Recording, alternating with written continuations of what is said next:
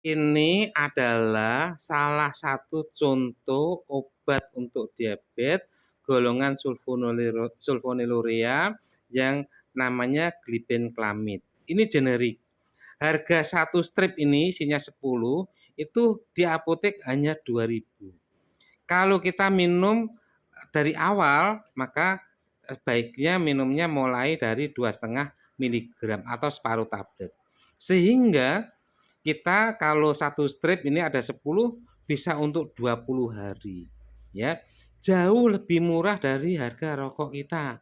Atau mungkin mungkin kita beli obat-obat yang lain yang diklaim sebagai obat untuk diabetes jauh lebih murah. Sehingga tidak ada alasan untuk orang itu tidak minum atau tidak membeli obat untuk menurunkan gula darah. Terus pertanyaannya, meskipun murah ini apakah efektif?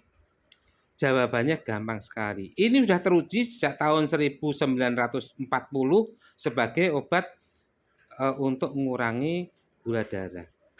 Risetnya sudah banyak sehingga obat ini yang dulu juga mahal sekarang bisa dibuat oleh semua pabrik obat sehingga murah. Bagaimana mengukur efektivitas obat ini dibanding dengan obat yang lain? Sangat mudah sekali. Hari pertama misalnya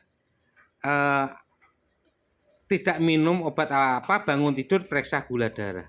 Hasilnya seperti apa? Kemudian jeda 1 hari, hari ketiga pagi minum obat herbal. Kemudian setelah minum obat itu 2 jam dicek gula darahnya. Nanti seperti apa. Nah, kemudian hari keempat kita tidak apa-apa, hari kelima kita minum obat ini ya sama dengan yang lain, kemudian 2 jam setelah itu kita cek gula darah kita.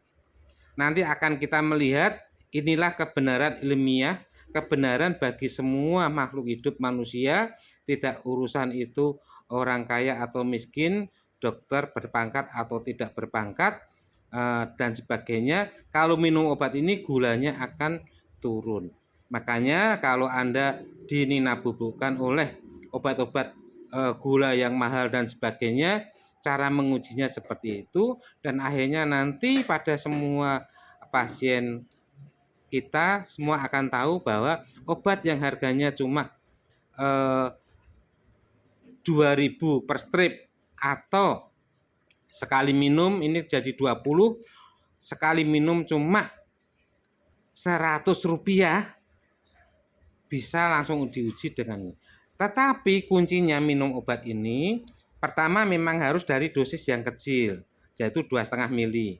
Kalau sudah terbiasa baru nanti satu tablet. Kenapa terbiasa? Kalau minum obat ini gulanya akan turun karena produksi insulinnya akan naik yang diproduksi oleh sel beta pankreas kita. Akibatnya kalau naik, maka kadang-kadang kalau kita makan jam 7, jam 10 kita sudah kelaparan, makanya kita harus makan lagi. Nanti jam 12 mungkin memang waktunya makan, ya kita makan. Seperti itu. Jadi kadang-kadang orang mengeluh kelaparan setelah minum ini. Oleh karena itu strateginya bagaimana? Strateginya adalah kalau minum obat ini makannya terbagi. Misalnya pagi hari separuh porsi makan, kemudian jam 9 atau 10 separuh porsi makan, atau kalau nggak bisa makan nasi karena di kantor kita bisa makan setara dengan roti ya, atau air manis. Air gula boleh karena memang itu yang digunakan oleh tubuh kita untuk tenaga ya. Jangan terlalu radikal, ekstremis sehingga nanti kita pantang gula dan sebagainya, itu namanya radikal obat. Yang dipentingkan di dalam pengobatan gula ini adalah disiplin ya. Minum ini terus ya seumur hidup. Bahkan nanti setiap 5 tahun dicek lagi apakah dosis yang ini perlu dinaikkan dan sebagainya. Ukurannya apa? Ukurannya adalah melihat tes gula darah puasa dan gula darah pasca puasa atau setelah 2 jam setelah makan. Dan satu lagi yaitu adalah HbA1c yang dicek agak mahal, sekitar 200 ribuan ya. Tetapi kita bisa mengetahui rapot pengobatan kita, rapot selama 3 bulan terakhir seperti apa. Seperti itu. Ya, jadi rapotnya bukan cuma gula darah puasa sama pasca puasa, tetapi HbA1c. Bahkan banyak orang yang keliru, asal minum obat sudah dipikir dia sudah berobat.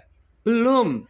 Berobat itu ada parameternya, ada ukur-ukurannya keberhasilan pengobatan, yaitu dicek pengobatan ini berhasil atau tidak. Seperti itu, maka teman-teman semua, sahabat semuanya, orang sehat dengan diabetes, or sedes ya, orang sehat dengan diabetes ya.